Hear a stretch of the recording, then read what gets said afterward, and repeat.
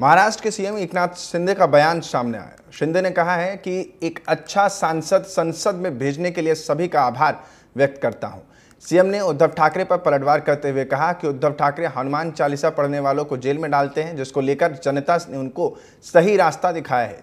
CM Shinde ने कहा कि मैं कोई डॉक्टर नहीं हूं, फिर भी कई सर्जरी किया है। सर्जरी के बाद जो लोग नहीं चल पाते थे वो भी अब चलने लगे हैं।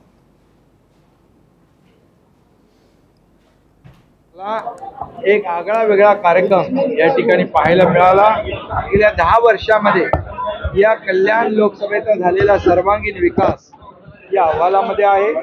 भविष्यात देखील या कल्याण लोकसभेची आवश्यकता गरज लक्षात घेऊन याचा देखील या ठिकाणी विचार होईल आणि या कल्याण लोकसभेमध्ये गेले अनेक वर्ष जी कामं झाली नाही ती 10 वर्षामध्ये करण्याचा प्रयत्न या ठिकाणी झालेला आहे। जसं मोदीजींनी 10 वर्षात देशाचा विकास केला तसं या ठिकाणी कल्याणमध्ये 10 वर्षात ज्या वेगाने